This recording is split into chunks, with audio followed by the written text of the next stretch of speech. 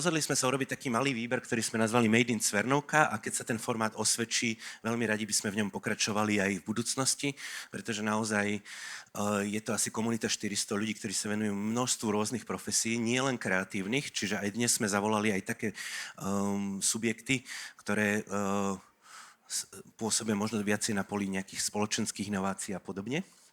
A sú to častokrát mnohí úspešní umelci a podobne. Takže postupne ich predstavíme 6, malo ich byť 7, jeden z nich mal byť 12-ročný chlapec, ktorý je veľký fanúšik čiernych dier, bohužiaľ ochorel, možno zo stresu, takže tohto sme museli tento rok ako keby vynechať, ale verím, že k nám príde niekedy v budúcnosti, takže aspoň takto pozdravujeme Kevina. No a tých zvyšných 6 by tu všetci mali byť, tak ja ich po jednom budem k sebe volať. A prvá z nich bude teda len sama Lidia Grešaková z združenia, ktoré sa volá Spolka. Sama je preto, že majú aj otvorený ateliér a tých ľudí je tu veľa, takže jej kolegyňa musela a ešte aj nám pomáhajú mapovať dianie a pýtať sa návštevníkov na to, čo si myslia o novej Cvernovke. Takže máme tu Lidiu a tá nám trošku viac povie o Spolke. Nech sa páči, Lidia. Príjemné popoludne všetkým. Ja som sociologička, to znamená, že skúmam ľudí, ich potreby, správanie sa a sústreďujem sa na to správanie sa v meste. A dnes tu zastupujem širší kolektív architektiek a ďalších sociologičiek, ktoré sa volajú Spolka. Sme z Košíc, a sme aj v Bratislave, teda v Cvernovke, a mohli ste nás nájsť na druhom poschodí. Je to taký maličký, skúsim to potlačiť, maličký zlatý ateliér. A to, čo tu robíme, je naozaj na pomedzi už až takých spoločenských vied, pretože zvnútra tohto malého zlatého budoáru, ako ho voláme, sa snažíme plánovať, ako zapájať ľudí, deti, starších ľudí, tínedžerky, mladé profesionálky a profesionálov do toho, ako by chceli, aby vyzeralo ich mesto. No a Spolka, toto sme my teda, začalo to ako príbeh spolužiačok zo strednej školy, ktoré chceli niečo zmeniť. A my sme všetky žili pôvodne v zahraničí a až postupom času sme sa postupne nasťahovali naspäť, teda do Košíc a do Bratislavy. A na začiatku nám úplne nebolo jasné, čo chceme docieliť, ale dnes už vieme, že to bolo zmeniť kvalitu života a rozšíriť teda to, ako sa o kvalite života na Slovensku u nás hovorí. A aby som vám teda ukázala, že čo to je v praxi, tak v praxi robíme interdisciplinárne. A teda skúsim vysvetliť, čo to je interdisciplinarita. Okrem toho, že tvoríme tento kolektív sociologičiek a architektiek, tak sa snažíme zapájať aj odborníčky a odborníkov z iných odvetví. Toto je projekt, ktorý sa dial vo Veľkom Šariši, ktorý je pri Prešove, kde sme naozaj zapájali odborníčky na turizmus, odborníkov na environmentálne riešenia, geologičky, botanikov, zoológov do veľkého projektu, ktorý mal vypracovať a vypracoval stratégiu pre adaptáciu a riešenia zmeny mesta Veľký Šariš. A ako kolektív sa práve pravidelne stretávame, diskutujeme, podporujeme sa, staráme sa o seba a snažíme sa naozaj, aby tie výsledky boli spojené. Toto je tiež z Veľkého Šariša a sme veľa v teréne. Práve minulý rok na 1. mája sme boli tu na hrade Šariš s takouto cyklorikšou a hovoríme, že tvorba mesta alebo akákoľvek naša prax musí byť láskavá a radostná a práve v tom si myslíme, že spočíva tá nejaká kultúrna zmena a že sa snažíme ľuďom povedať, že tá budúcnosť, ktorú spolu tvoríme, môže byť radostná napriek tým krízam, či už je to pandémia, ekonomická kríza alebo vojnová kríza, čiže môže byť radosná napriek týmto krízam, ktoré spolu zažívame. A tá kvalita života alebo jej prehodnotenie, tak väčšinou sa redukuje na nejakú vyspelosť, často ekonomickú, ale my ju vidíme práve v tom priestorovom pretavení, v tom, čo robíme. Čiže čo robí Spolka, tak reálne robíme výskum. Ja ako sociologička robím veľa dotazníkov, rozhovorov, píšem kopu textov, snažím sa pozorovať to prostredie, v ktorom sa nachádzame. Potom moje kolegyne architektky to často pretavujú do konkrétnych nápadov, prekresľujú a robia z toho návrhy. Robíme tieto veci spolu s ľuďmi a potom vlastne dizajnujeme konkrétne intervencie a zároveň sa snažíme aj vzdelávať v tom, čo robíme ďalšie architektky a architektov, ale prostredníctvom podobných prednášok, ako je táto, tak aj širšiu verejnosť.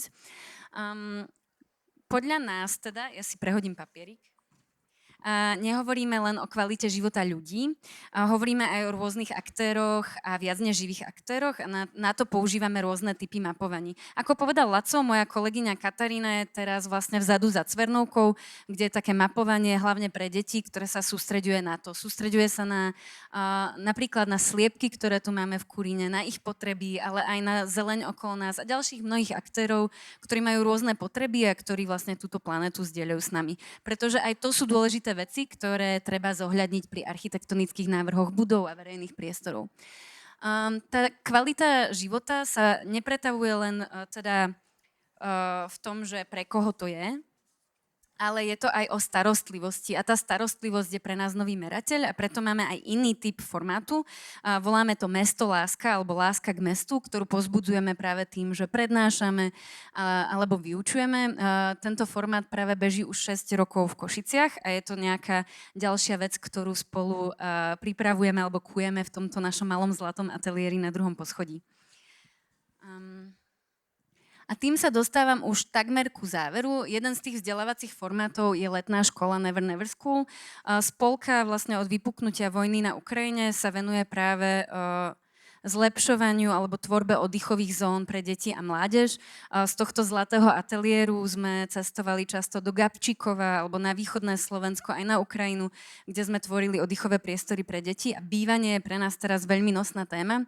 A preto ročník 2023 sa bude venovať bývaniu v kríze a snaží sa akoby diskutovať to, ako by sme mohli bývať viac rôzne, v rôznych formátoch, ako ubytovať aj ľudí utekajúcich, ako to práve miešať, aby aj starší mohli bývať s mladšími. A sústreďuje sa práve na budovanie utópií alebo rôznych predstav o svete. A to je akoby ďalší spôsob, akým pristupujeme ku kvalite života. Táto fotografia je z židovskej synagógy v Košiciach, kde prebiehal obsah letnej školy a práve vo workshope sme sa aj rozprávali o tom, ako spolu budovať nejaké nové hodnoty. Keď sme boli so spolkou v Osle, tak jedna výskumníčka, s ktorou sme robili rozhovor, nám hovorila, že zmena môže byť dosiahnutá aj našou každodennou praxou, tým, čo robím ja ako osoba, alebo čo robíme ako kamarátky a kamaráti. A aj takáto malá krajina ako Slovensko dokáže ovplyvniť svet, ak bude dôsledná v tom, čo robí.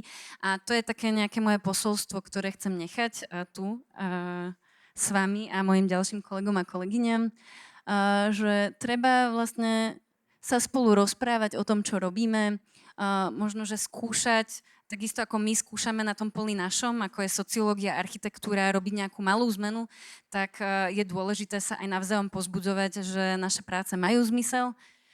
A tu vlastne aj fotka z Ukrajiny a z našich prác, to je vytvárania tých oddychových priestorov. A rozprávať o tom, zapájať ľudí a zameriavať sa naozaj na starostlivosť o to a skúmanie tých potrieb. Ten výsledok môže byť niekedy malý. Na tejto fotke práve vidíte malý školský dvor pri základnej škole špeciálnej v Košiciach, kde sme pomohli vytvoriť komunitnú záhradu pre celé susedstvo, ale aj takáto malá intervencia môže mať veľký zmysel pre tú kvalitu života ľudí, ktorí sú v jej okolí. Spolka štúdio teda pracuje v mierke budovy, ulice a susedstva a snažíme sa teda robiť hlavne verejné projekty. Takže toľko z nášho ateliéru a príďte nás pozrieť na 2. poschodie. Veľmi rada vám porozprávam viac. Ďakujem.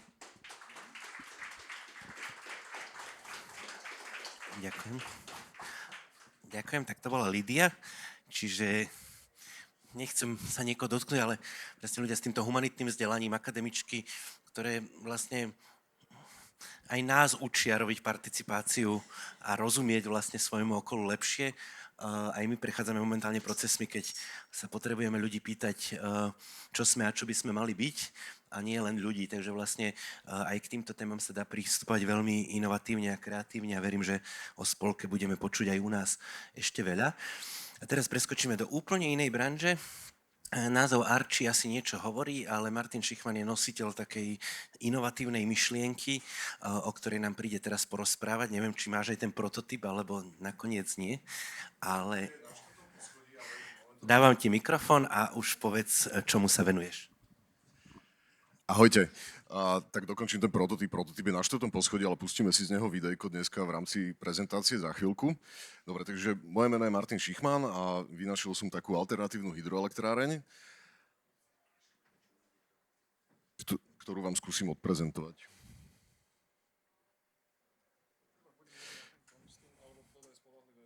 Na toto? Jasné, dobre, alebo toto. OK, dobre. Dobre, takže ľudstvo bolo poháňané ohňom po tisícky rokov, ale teraz už vieme, že iba obnoviteľné zdroje energie sú cesta ďalej. Lenže obnoviteľné zdroje energie majú svoje problémy, že slnečko nesvieti stále, vietor stále nefúka. Jediná výnimka z tohoto je hydroenergia, ktorá vlastne tečie stále, lebo tá voda stále tečie, vie si kontrolovať hladinu a tak, čiže je to stabilný zdroj obnoviteľného zdroju energie. Lenže problém hydra je v tom, že musíte postaviť obrovskú priehradu, čím poškodíte ekosystémy, je to projekt na niekoľko desiatok rokov po väčšine. No a nás to tak nejak akože hnevalo a rozmýšľali sme, že ako to urobiť ináč. Čiže predstavujem vám Spear Hydro, spôsob, ako získavať vlastne hydroenergiu bez toho, aby ste museli stavať priehradu. Je to v podstate taký plug and play systém, ktorý zakotvíte k brehu niekde v meste napríklad a tá rieka ako tečie, tak vyrába vlastne energiu. Ten princíp by som vám teraz možno ukázal lepšie na videjku, ak môžem. Tá story za tým princípom bola vlastne, že sme stavali domčeky, ktoré mali byť teoreticky odpojiteľné od siete a vlastne jediný spôsob, ako získať tam energiu, bol teda solár, ale ten nestačí, tak sme chceli vrtule veterné použiť. Lenže vrtule veterné vytvárajú infrazvuk, stroboskopický efekt, zabíjajú vtáčiky, tak sme vlastne hľadali nejaký iný spôsob opakujúceho sa pohybu v prírode, ktorý by sa dal použiť na získanie energie a našli sme vlastne kývajúci sa pohyb, taký list vo vetre v podstate. No a doriešili sme k tomu vlastne mechanickú časť, ktorá konvertuje tento pohyb na rotačný pohyb, ktorý už sa dá potom napojiť na nejaký štandardný generátor a dajú sa použiť konvenčné metodiky získavania energie, teda elektrické energie, z kinetické energie. Toto je náš prototyp na vode. Môžete, no jasné. V podstate je to taký prototyp 1:4 z tej veľkej lode. A vidíte, tú loď môžete vidieť vzadu na dvore. To sú vlastne odpadové trúbky. A teda podarilo sa nám ho rozhýbať. Momentálne spolupracujeme s Osavkou, aby sme aj zmerali nejaký výkon. Tam ešte nie sme, ale teda hýbe sa, ideme teraz vlastne vylepšiť to plavidlo. Čo sa týka toho prototypu, tak vlastne je vyrobený v Cvernovke, čiže made in Cvernovka. A veci sú laser cutnuté niekde inde, ale vlastne 3D tlačené časti, celá montáž a všetky súčiastky vlastne boli zmontované tuto. Dobre, môžeme asi späť k prezentácii. Čiže vidíte tie listy, ako sa vlastne hýbu, oni by boli vlastne ponorené do vody a rozhýbavali by sa. No a stále ten prototyp to bolo úplne super, lebo to vlastne, teda vymysleli sme nejaký princíp a potom sme si vlastne navrhli Lego, ktoré sme si potom montovali. Takže taký chlapčenský sen trošku. Áno. Ešte ďalej? Tak, a môžete ešte ďalej. No a tá idea teda je v podstate, že vlastne aj historicky napríklad v Európe veľké rieky väčšinou tečú cez mesta, že kedysi tie rieky boli taký lifeblood toho mesta, že tam sa rybárčilo, tam bol transport a všetko. A momentálne špeciálne v Bratislave sme si úplne odrezali teda ten pohľad na tú vodu, hlavne zo staromestského nábrežia. A my tak trošku dúfame, že týmto spôsobom by sme vlastne vedeli tých ľudí dostať tam, že vieme postaviť veľa týchto platform, ktoré vyrábajú elektrínu a na ich palubách vlastne tam je stále priestor na to, aby sa tam niečo postavilo, či kultúrne funkcie, či komerčné funkcie alebo parky. A teda naša technológia, ako som spomínal, vlastne máme ten generátorový modul, ale všetká elektronika, všetko je vlastne použité už také, ktorá existuje pre veterné turbíny a pre iné obnoviteľné zdroje energie. Tá výhoda oproti vrtuli, napríklad keby sme tam dali vrtulu, tak tá vrtula to neprežije, lebo každé veľké plávajúce brvno vlastne do tých rýchlo rotujúcich lopatiek sa vlastne zasekne, namotá to tam nejaké plávajúce lana a všetko možné, naseká to rybičky na filety. Takže tá naša plutva, ona robí takú vec, že nerotuje rýchlo, ona sa hýbe pomaly, ale zase používa oveľa väčšiu plochu na to, aby zberala tú energiu, čiže to je ten trade-off a je teda relatívne unikátny a vlastne všetci sa sústredia na vrtule, tak my proste chceme vyskúšať túto inú cestu už len preto, aby ľudstvo malo inú možnosť.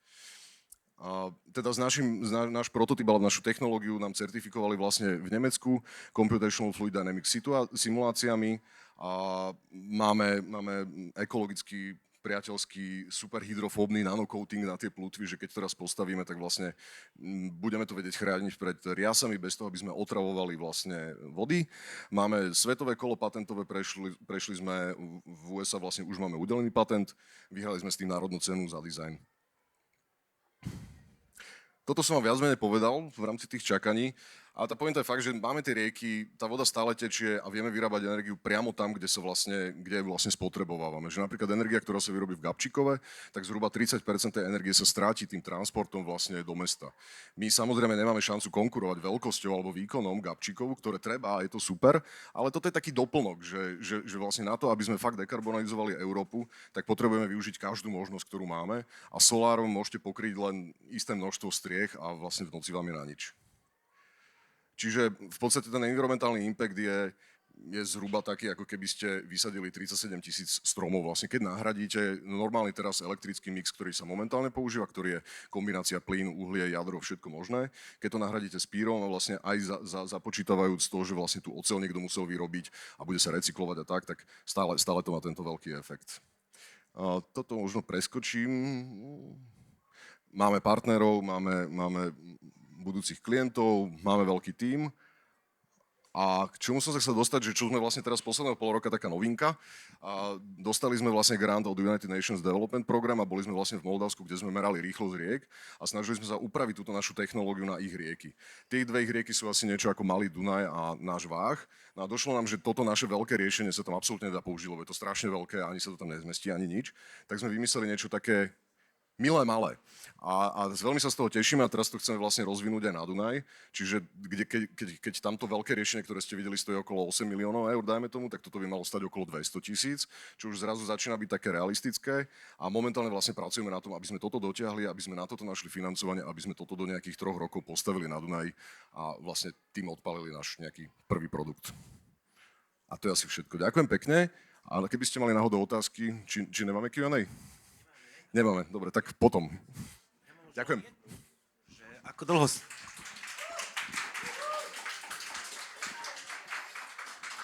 Kedy vznikol ten nápad prvýkrát, že ako dlho, ešte stále nie ste v tej fáze finálnej, že ako dlho to už robíte? Asi 10 rokov. Ešte na výške v podstate vznikol trošku, takže... Takže snáď... Hej, a to tak často býva. Takže jedna z inovácií, ale opäť akože z kreatívneho prostredia, nie je to len o tej funkčnosti, ale aj o tom dizajne. Takže to bol Martin Šichman z Archi a my pôjdeme ďalej. On nám poslal takú dlhšiu prezentáciu.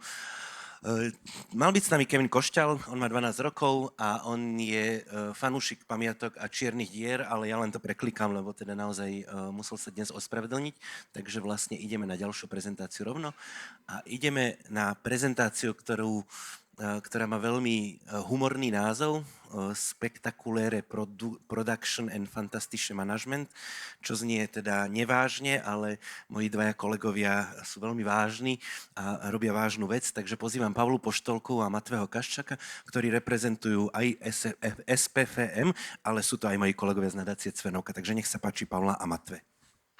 Čaute, ahojte. Budeš preklikávať, Matve? Budeš preklikovať potom cez. Tak čaute, ja som teda Paula Poštolková a toto je Matvej Kaščák a toto je Šiba, jeho psík. A teda my sme tu prišli, aby sme porozprávali o našom projekte. Okrem toho, že sme teda kolegovia, kamaráti dlhoroční, sme kolegovia aj v Novej Cvernovke.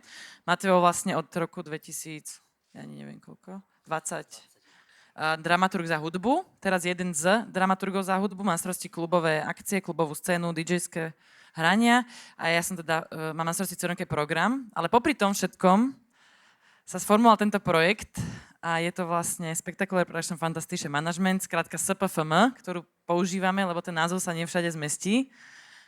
Hlavne tety na úradoch majú z toho šedivé vlasy aj v banke. Takže SPFM. A je to teda bookingová agentúra. Matve, poď povedz možno ten úvod ty.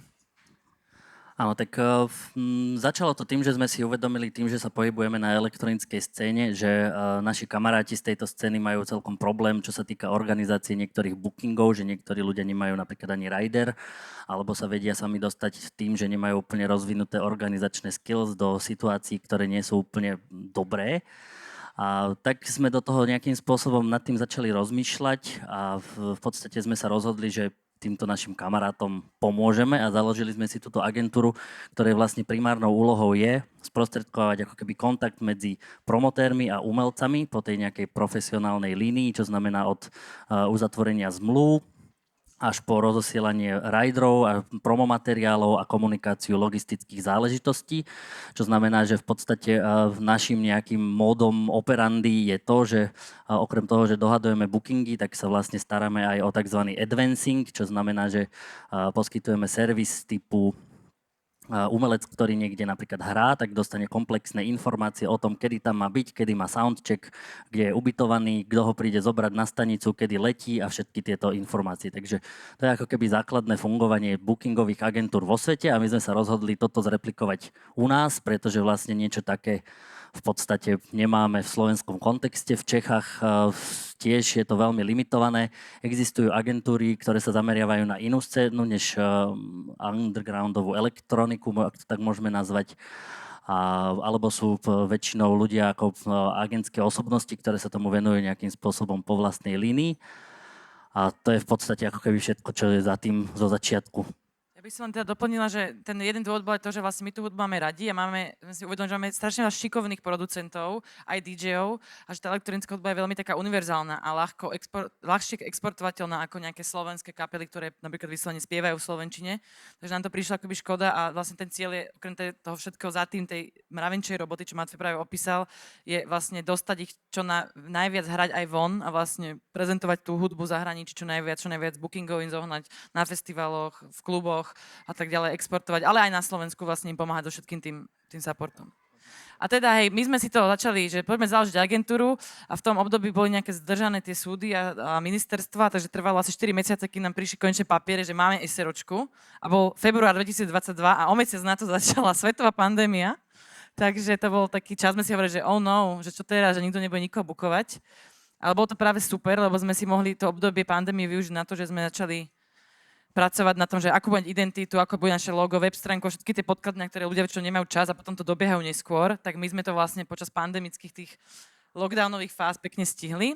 A nadviazali sme spoluprácu s našimi kamošmi a Andrejom Barčakom a Andrejom Čajenským, ktorí sú jedni fakt šikovní grafickí dizajneri a majú štúdio. A takisto poznáme sa, oni tiež majú radi tú hudbu, poznajú tých umelcov a prišla nám to ako taká príjemná spolupráca a spolupracujeme dodnes a je to vlastne, môžete pozrieť náš web a všetky podklady, ktoré máme, ale takí umelcov, ktoré v zahraničí prezentujem, vlastne vychádzajú z ich dielne. No, keďže sme začali v podstate na začiatku pandémie, tak ten začiatok bol pomerne pomalý, ale napriek tomu sa udiali nejaké veľmi pekné bookingy a pekné spolupráce, ktoré v podstate vyústili do toho, že si nás všimli aj v zahraničí a ozval sa nám festival Lunchmeet, či by sme nechceli vlastne spolupracovať s týmto festivalom, ktorý, neviem, či ho poznáte, ale sa zameriava na audiovizuálnu tvorbu rôznych umelcov a robia veľa aj commissioned diel, teda vlastne, že si objednajú nejaké konkrétne diela pre svoj festival. A takýmto spôsobom sme sa vlastne v podstate sme expandovali do Čiech, aj keď to je tak trošku vtipné hovoriť, že expanzia do Čiech, ale v podstate je to tak. A updateli sme teda roster o české mená, ako ktoré vidíte tuto vypísané, ktoré vlastne hrali aj na festivale Lunchmeet alebo na festivale Lunchmeet prezentovali nejaké svoje audiovizuálne projekty alebo sú s tým festivalom nejak inak spojení. Takže sme veľmi radi, že vlastne už nie sme iba slovenská agentúra, ale už sme československá agentúra, lebo aj v Čechách teda ten priestor práve není úplne agentský nejaký popularizovaný. Čiže vlastne aj preto nás oslovili, pretože u nich sa ako keby nič podobné nedialo. Teraz už sa tá situácia trošku mení, aj sa v nejaké ďalšie osobnosti viacej do tohoto dostávajú, takže veríme, že agentská sféra bude len zdravšia a zdravšia. Čo sme v súčasnosti? Tak v súčasnosti, inak tam som sa prepočítal, lebo som Miklej zarátal aj do Ukrajiny, aj do Slovenska, takže je tam vlastne 13 plus 8 plus 1, nie je 21, ale to nevadí. Takže v súčasnosti zastupujeme 21 umelcov. Zároveň ja som na stáži v Trust Agency v Berlíne, čo je veľká škola, lebo je to agentúra, ktorá vlastne zastupuje obrovských technoumelcov. Takže vlastne, čo sa týka elektronickej scény, tak sa snažíme udržiavať si nejaký náš network, držať si tie kontakty živé, zároveň sa učiť od tých najlepších v rámci scény. A to súvisí aj s tými ďalšími spoluprácami, ako ďalšie spolupráce aj vo východnej Európe, lebo napríklad čo vnímame ako problém je, že v bookingové agentúry samozrejme v rámci elektronickej scény tak najlepšie sa im darí, keď sú basenuté v Berlíne alebo proste v západnej Európe. Čo sa týka nášho kontextu vo východnej Európe, tak je to trošku problém niekedy aj geografický, aj geopolitický, aj všelijakí iní. To sú napríklad tieto organizácie sa snažia túto situáciu možno aj trošku zlepšiť na východnej v rámci scény alebo centrálnej alebo východnej Európy, takže komunikujeme veľmi živo aj s Gravity Network. Nedávno sme sa začali rozprávať aj s Granko Agency, čo je poľská agentúra, kde tiež dúfame v nejaké ďalšie spolupráce. A samozrejme sa zúčastňujeme aj rôznych ďalších festivalov, či už u nás, alebo tiež v západnej Európe. A samozrejme vo všetkom, čo robíme, tak všetko je o nekonečnom posielaní ponukových e-mailov a updatech databázy a tak. Áno, veľa mravenčej roboty, veľa e-mailov, na ktoré nikto vám neodpovie, ale to je súčasť tej agentúry.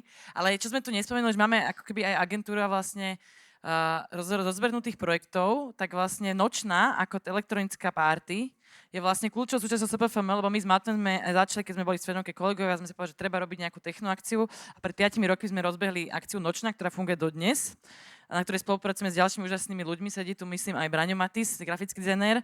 Môžete si pozrieť dole v súteréne, je momentálne výstava všetkých plagátov Nočnej a vizuálnej identity tých plagátov. Je to krásne vidieť pokope všetky diely a edície, je to tam pekne nainštalované, určite choďte dole do súterénu tu v škole.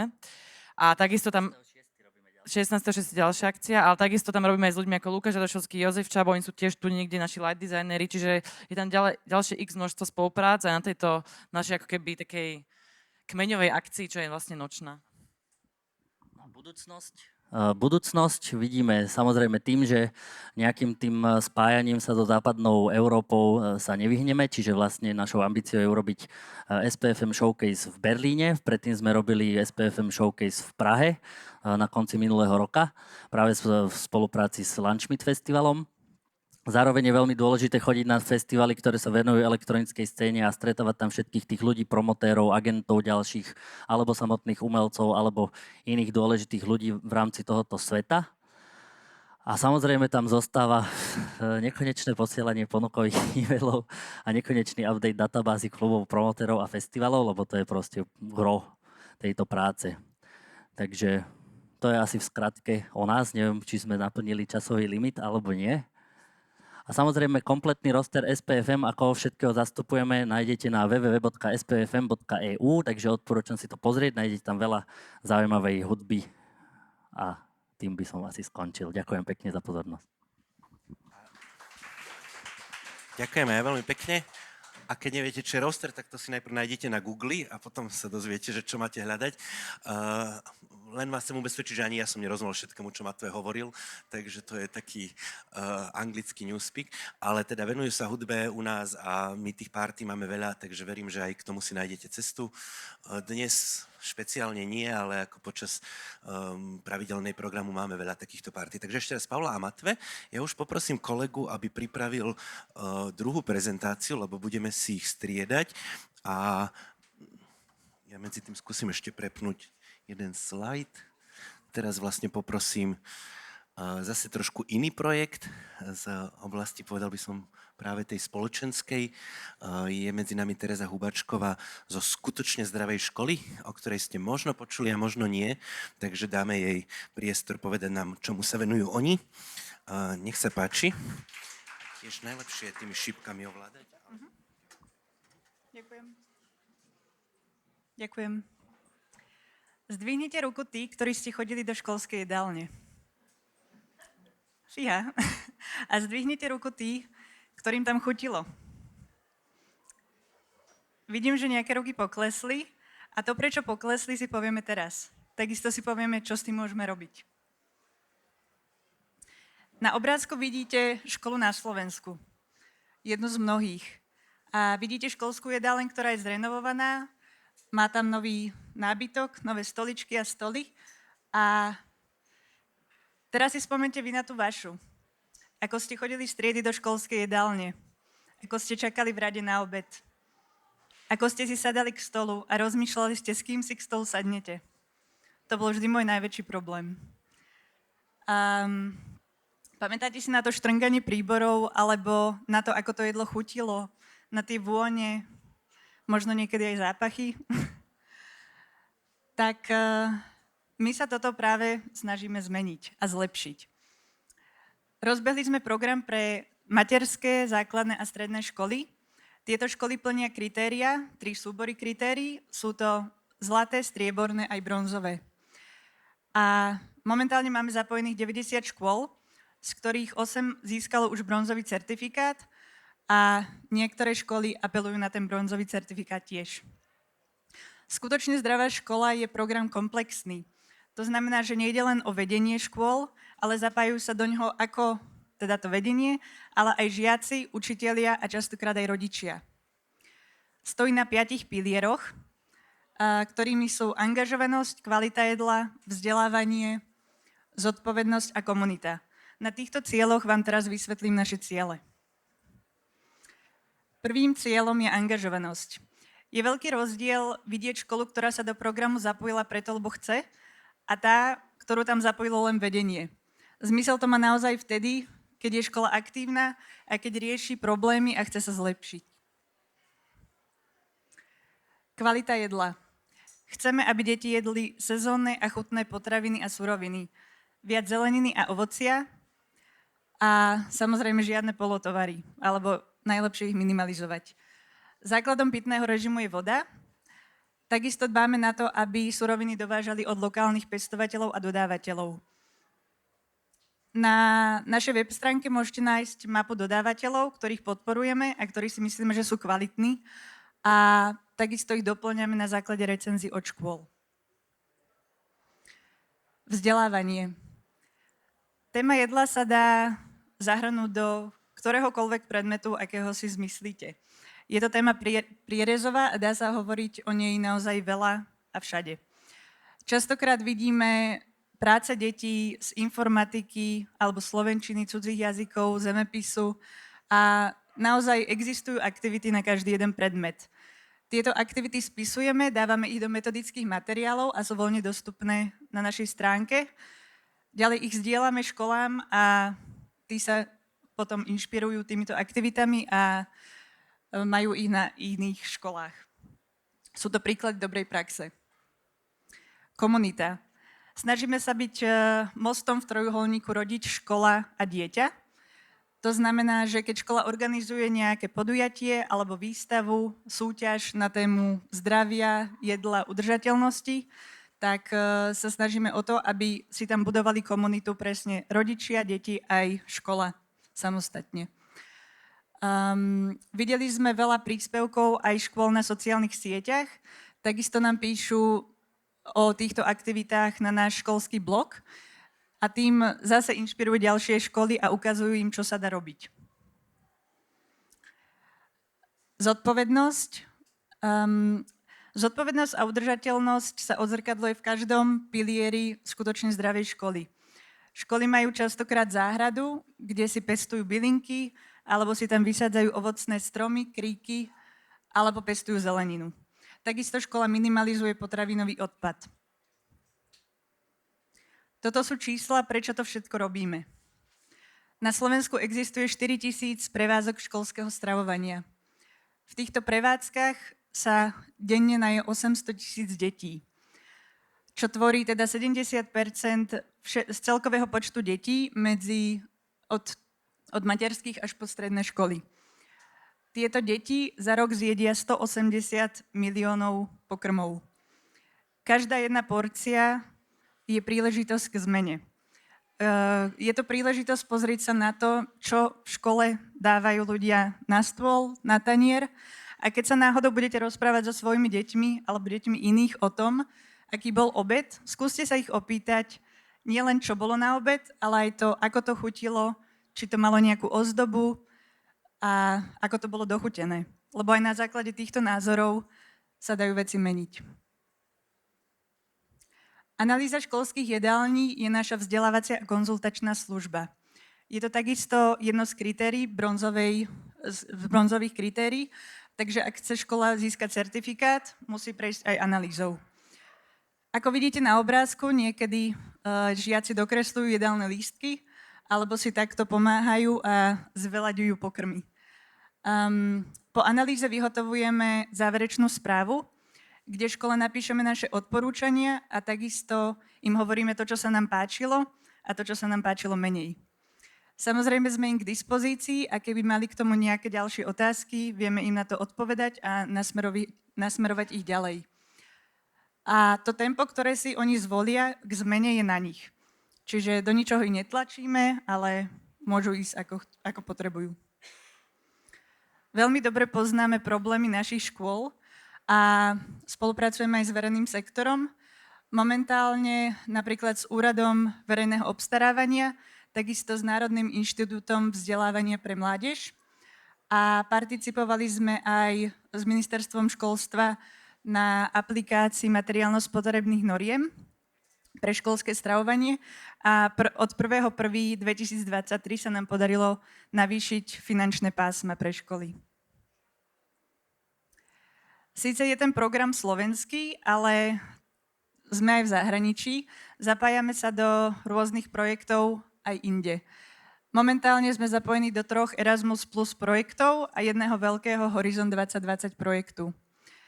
Tam je 13 európskych krajín, s ktorými si vymieňame názory, návrhy a diskutujeme o tom, ako zlepšiť školské stravovanie nielen na Slovensku, ale aj v Európe. Vymieňame si príklady dobrej praxe a je to niekedy zábava. Tuto vidíte, ako nás môžete podporiť, ale teda pomáhame zlepšovať školské stravovanie a potravinovú gramotnosť na Slovensku. Náš program je bezplatný a môže sa registrovať každá škola. Ak vás táto téma zaujala, ozvite sa. Sme na 5. poschodí v Coworku.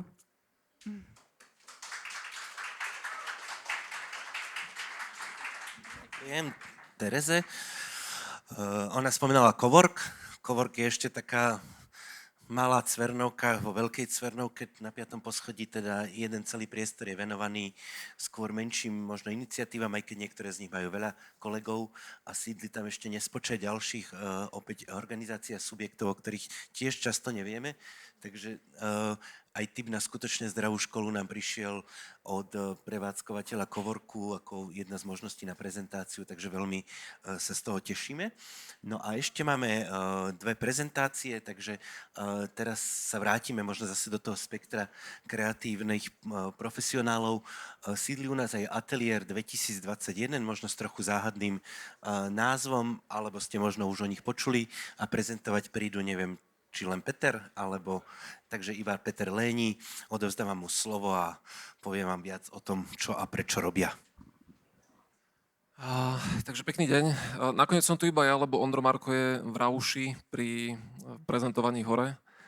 Takže keď ho chcete stretnúť, tak musíte vybehnúť na 3. poschodie.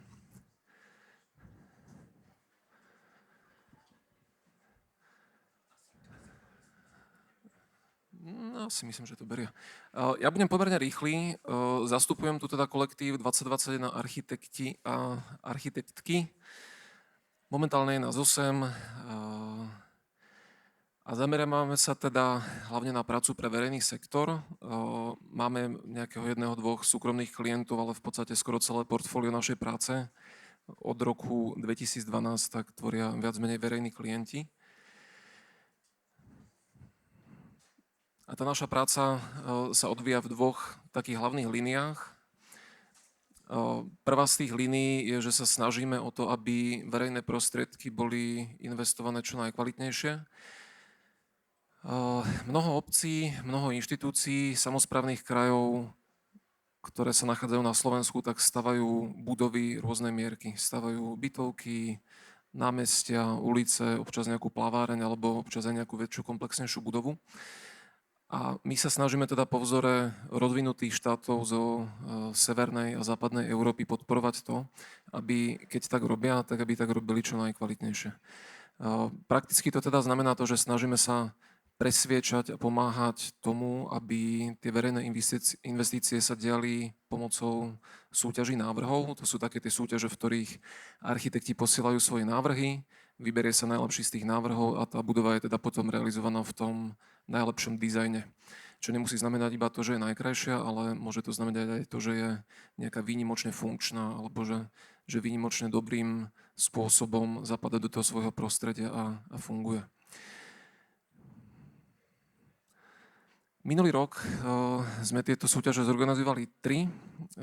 Taká najmenšia z nich je súťaž na Galantskú knižnicu, ktorú vlastne robíme pre Trnavský samosprávny kraj, ktorý je zriaďovateľom knižnice v Galante.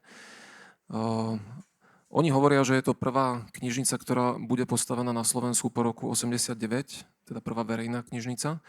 Medzičasom boli postavené aj iné knižnice síce, napríklad Technická knižnica v Košiciach, prípadne robili sa rôzne také menšie úpravy, ale toto bude kompletne nová budova. Aj keď teda nie je isté, že či to bude kompletne nová budova, alebo či to náhodou nebude iba rekonštrukcia, pretože to zadanie sa vlastne deje pri Esterházyho kaštieli v Galante, kde dnes ešte stojí takáto celkom pekná budova mešťanskej školy zo začiatku 20. storočia a my v tej našej súťaži vyzývame architektov, aby povedali, že či sa dá táto budova upraviť na modernú knižnicu, alebo ju treba nadstaviť, alebo ju treba zbúrať a postaviť inú budovu. Nechávame to na nich veľmi otvorené.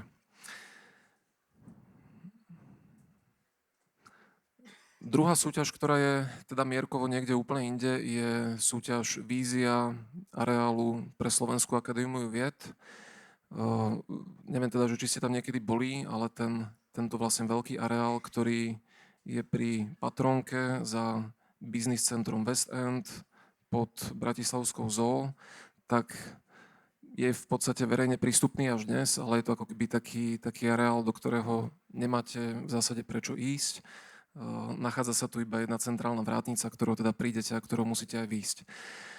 Súčasné vedenie Slovenskej akadémie vied by chcelo, aby sa tento areál zapojil do mesta, aby fungoval ako taký veľký vedecko-technický kampus, ktorý sa naozaj zapojí do mesta takým tým spôsobom, že počas bežného dňa budete vedieť cez oň prechádzať v nejakom smere.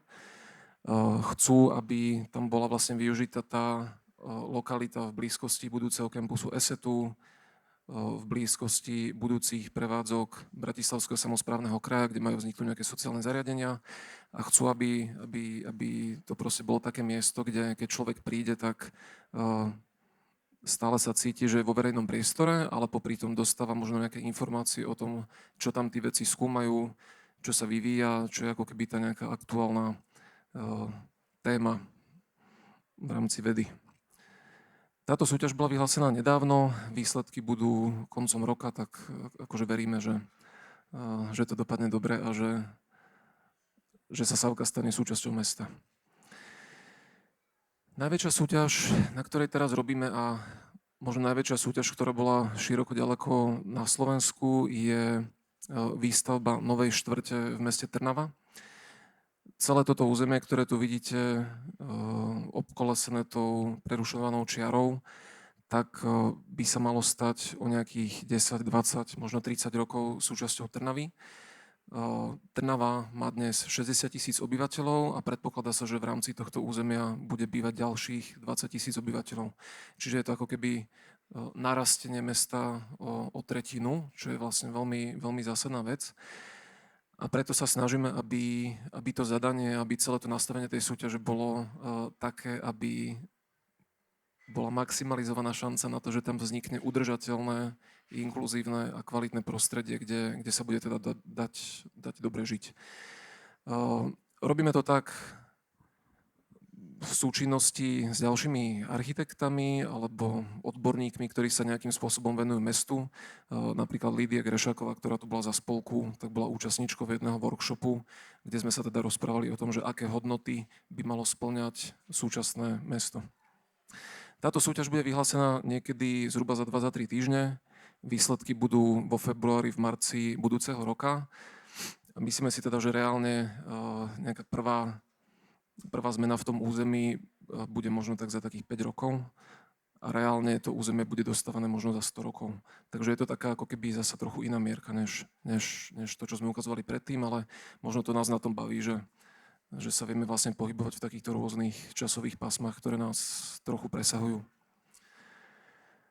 Okrem toho, že organizujeme súťaže, okrem toho, že sme pre Slovenskú komoru architektov robili manuál súťaží, chodíme do porôd a snažíme sa teda všemožne podporovať, aby sa teda robila kvalita, tak stále fungujeme ako architekti, stále sa snažíme udržať si nejaký kontakt s tým remeslom a teda kreslíme. Projekt, ktorý možno poznáte, za ktorý sme minulý rok dostali Cezara, je ubytovanie v Jelšavskom kaštieli, ktoré sme robili pre občianske združenie Čierne diery, ktoré tu malo mať prezentáciu, ale bohužiaľ to dnes nevyšlo. Pre mesto Červený Kostolec, ktoré sa nachádza na severovýchode Česka, tak sme navrhli tento priestor. Je to vlastne ústredný verejný priestor tohto malého 8-tisícového mestečka, ktorý je teda obkolesený strednou školou, základnou školou, mestským úradom, sokolovňou a divadlom a je vlastne takým srdcom tohto mesta. A dúfame teda, že funguje dobre. Funguje iba od polovice minulého roka, takže ešte si to sami budeme nejako vyhodnocovať, keď tam prídeme najbližšie na návštevu, že či je to teda to, čo sme chceli. Pre nadáciu Cvernovka sme v spolupráci s umelcom Jarom Kýšom navrhli nové detské ihrisko. Aj doteraz tu existovalo detské ihrisko, ale bolo v podstate tvorené štandardizovanými prvkami a zdalo sa aj nadácii Cvernovka, aj nám, že dalo by sa to ešte posunúť ďalej dopredu. Takže s Jarom sme dali dokopy viacero herných prvkov, ktoré na prvý pohľad vyzerajú pomerne štandardne, ale každý z nich nejakým spôsobom buď to ohýba fyzikálne zákony, alebo ich tematizuje spôsobom, ktorý je vždy veľmi prekvapivý a snažíme sa teda na tom ihrisku zabaviť nielen deti, ale aj ich rodičov. A posledný projekt, taká asi najväčšia vec, ktorú máme teraz na stole, je revitalizácia námestia Slobody. Na to sme s našimi kolegami z Labaku vyhrali súťaž v 2017. Momentálne sa finišuje revitalizácia fontány Družba. Bude to čoskoro a pokiaľ teda chcete vedieť, že kedy bude prvý výstrek, kedy to začne fungovať, tak na 3. poschodí vám to môžeme prezradiť.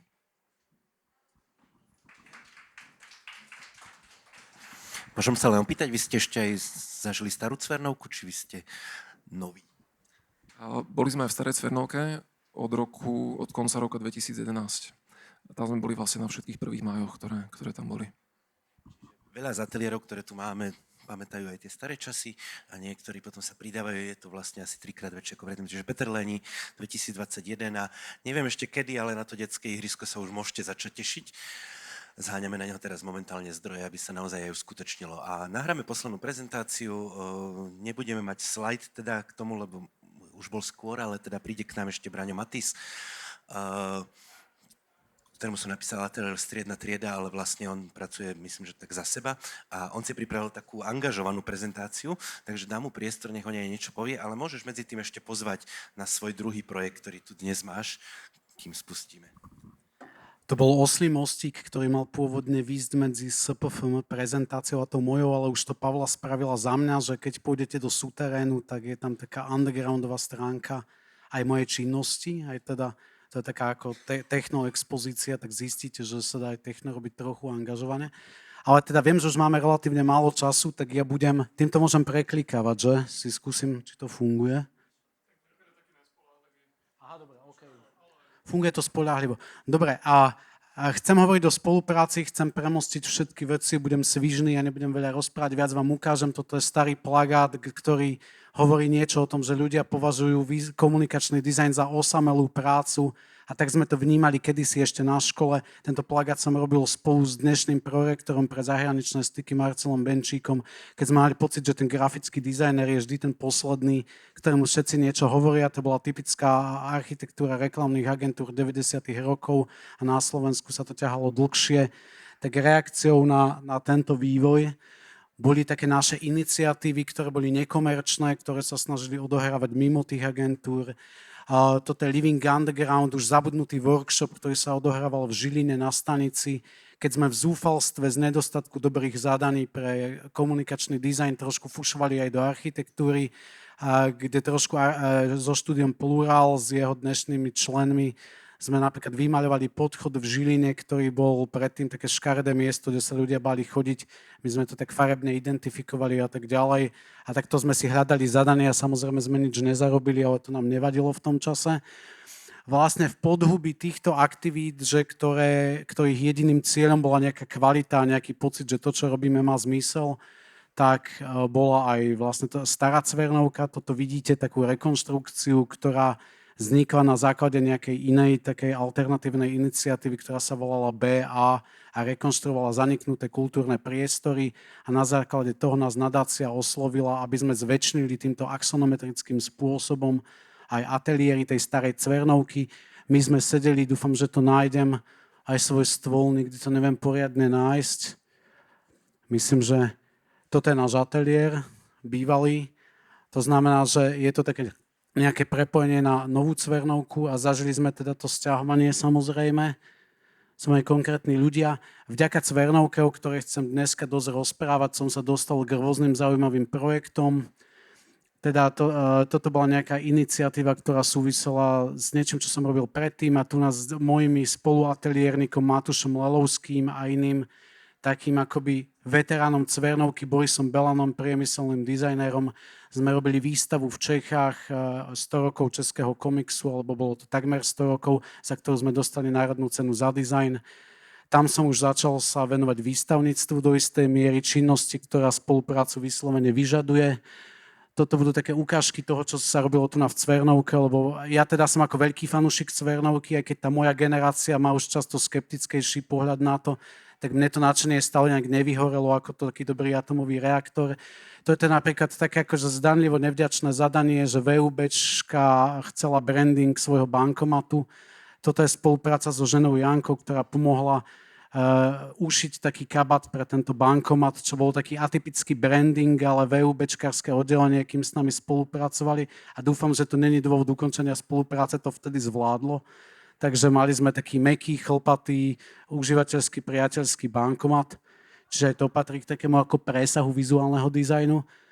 A tu v budove funguje taký projekt, že koleso nešťastia. Tak dúfam, že sa to netýka tohto kolesa, ale existuje Šaubmarov mlyn, čo je jedno z detašovaných pracovísk Slovenskej národnej galérie v Pezinku, kde už asi 50 rokov nie je voda. Nie je tam preto, lebo ju komunisti odstavili v snahe zničiť súkromné podnikanie v podobe mlynov. A ako nejaká reakcia na to a snaha nejakým spôsobom premostiť to alebo splatiť ten dlh, som vymyslel projekt Vodné právo, na ktorom ale spolupracujem zase s Borisom Belanom, ktorého som spomínal, a s Petrom Líškom, čo je takéto pochvodzné koleso, ktorý ľudskou silou sa snaží nahradiť to, čo predtým ľudská zvôľa z toho mlyna zoberala, čiže vodu. Ale ako vidíte, tak akože ťahá sa to neuveriteľných 5 rokov. Ešte ako v rámci tých spoluprác, ktoré vedia byť aj komplikované, je tam Peter Jurkovič ako autor rekonštrukcie. Samozrejme, on nám to nekomplikuje, len chcem povedať, že keď chcete realizovať takýto typ objektu, ktorý je ešte aj multimediálny, je v architektúre a tak ďalej, tak musíte kopec povolení, pamiatkári a tak ďalej, je to zložité. Dobre, tým premostujem oslým mostikom do Slovenskej národnej galérie, kde tiež pôsobím. Toto je časopis 365, dnes tu so mnou mala byť aj Pavlína Morháčová, ale keďže je relatívne čerstvou mamou, tak jej povinnosti nedovolili, tak aspoň takýmto spôsobom ju tu dostaneme. Toto je časopis 365, veľký nepraktický časopis, ale dá sa na ňom hrať človeče, čo zase ilustruje spoluprácu alebo istý pohľad na spoluprácu, že je to, že nesmiete sa hnevať a niekedy sa aj vyhadzujete na tej šachovnici. A SNG ma dostala k najväčšej spolupráci, ktorú som zatiaľ robil, to je infosystém Novej Slovenskej národnej galérie, teraz už zväčša realizovaný, ale nie celkom, ktorý sme robili s Pavlinou Morháčovou a takisto Beou Paňákovou a s ateliérom BKP Eš, ale vstupovalo tam strašne veľa ďalších ľudí, od úplne technických kádrov až po realizátorov. Toto sú ukážky z toho procesu. ďalšie, dokonca sme tam nosili rúška na stavbe, bola to katastrofa. Takto ťažko sa rodili tie dneska veľmi cool médiá z kovu, ktoré si prosím vás chodte pozrieť, ak ste ešte neboli do novej budovy Slovenskej národnej galérie. Toto sú tie krásne kovové totémy v nejakej forme modelu. A chcem aj povedať, že keď robíte v galérii, robíte veľa výstav a tam to nejde bez spolupráce, pretože nikdy nie ste ostrovom samým pre seba. Toto sú výstavníci, pre ktorých som teda robil tričko z veľkej vďaky za to, že ako vlastne všetky vízie, niekedy aj nezodpovedné výstavných dizajnerov naplňajú a nikdy sa o nich veľmi nevie, takže aspoň v tejto prezentácii im trošku splácam dlh. Robert Sekeráš a Rastio Sedlačík, toho času už pedagóg VŠVU, no v zábere Erik Binder, umelec, teda ten bol obsluhovaný. Dobre, dostávam sa zase do Cvernovky, aj tu robíme výstavy, tieto výstavy sú angažovanejšie. Toto je výstava k roku 1989, možno ste ju videli, bola samozrejme pre príležitosti výročia. Dávam to sem hlavne preto, lebo postupne sa dramatickým oblúkom dostávam k tej politickej téme. Máme tu už pridlho slobodu, ľudia zabudli, ako to môže vyzerať akože bez nej. A toto je ďalšia výstava, nejakou ako mäkkou stránkou činnosti, ktorá môže byť aj politická, je vysvetľovať napríklad Európsku úniu ľuďom, ktorí to nechápu. Tým pádom sa ľahko stávajú terčom nejakých dezinformácií a toho, že vlastne tu Európa je vysvetľovaná ako nejaké klpko hadov a pritom sú to pomerne akože sofistikované procesy. Takže výstava, ktorá bola ešte predtým, takzvaný Diktat Bruselu, ktorý tematizovala ten dezolácky slang, tak to vysvetľovala nejakým spôsobom. Jej motivom bola snaha ten náš národný mýtus dať trošku do služieb obsahu Európskej únie a tých štátov, ktoré sú spolu silnejšie, obzvlášť teraz počas invázie na Ukrajinu vidíme a vieme si predstaviť my, ktorí predstavivosť máme, ako by sme asi vyzerali ako krajina bez krytia nejakým väčším subjektom. A možno, že dúfajme, že to nezistíme po septembri, čím ako pritvrdzujeme politicky. A v rámci Cvernovky sme znepokojení občania, pretože je z čoho byť znepokojený. Toto je taká trošku softkorové grafity pri generálnej prokuratúre, čo je našim dlhodobý objekt záujmu. Kreslili sme tam kriedou také odkazy. Tým, čím sme našli takú určitú medzeru v zákonoch, čo sa týka grafity a vedeli sme nechať nejaké odkazy, budeme v tom pokračovať. Súčasne je to výzva, že keď budete iba sedieť, tak nebudete sa môcť sťažovať. Je strašne málo, vidím aktivity aj na umeleckej scéne a tak ďalej. Každý má tie hypotéky a myslí si, že ono sa to nejak spraví, no vôbec nemusí ako nejakým spôsobom. Takže prosím vás, buďte aktívni, voľby sú dôležité. A skúste si to zapamätať, keď nič iné z mojej prezentácie, tak toto. A aby som završil veselšie, už aj končíme. Toto je ešte pandemický 1. máj, ale dozviete sa dneska na koniec prezentácie vysvetlenie, ako vznikol tento 1. máj a jeho dizajn, ktorý ste možno videli v meste. A snažili sme sa, pozbierali sme reakcie od ľudí a takisto sme nechali ľudí, samozrejme iných, tieto veci napísať. A chceli sme demokratické rukopisy, nie všetky sú pekné, ale sú rôzne. Ľudia sa nachádzajú na citylightoch, to ich teší. A tiež to nejakým spôsobom demonstruje, že ako keď sa veci spoja, vlastne každý tento citylight má veľa dizajnérov, všetko je to o spolupráci. Niekto iný písal, niekedy niekto iný robil gradient, niekto iný robil vlastne ten framework, v ktorom sa to celé odohráva. PR oddelenie vybralo fotky. To znamená, že keď to spoločne sa spojíme, tak to môžeme dať, dúfajme, do nejakého lepšieho zajtrajška alebo aspoň znesiteľného. Myslím, že to všetko. Ďakujem. Ďakujem krásne Braňovi Matisovi, to je krásne premostenie, lebo teraz v tejto chvíli začína na hlavnom pódiu proste veľké poďakovanie za tento ročník, takže nebudem to naťahovať. Som rád, že ste boli s nami, že sme takto pilotne to otestovali. My veríme, že tento formát Made in Cvernovka budeme robiť aj v budúcnosti, možno mimo 1. mája, lebo si fakt myslíme, že je tu strašne veľa zaujímavých ľudí a nie je niekedy príležitosť sa viac dozvedieť o tom, čo robia. Ďakujem všetkým rečníkom a užite si ešte 1. máj. Táto oficiálna alebo vážnejšia časť programu v sále končí a večer tu ešte bude koncert z Lokot. Takže kľudne s nami ostaňte až do neskorých hodín. Ešte raz veľká vďaka.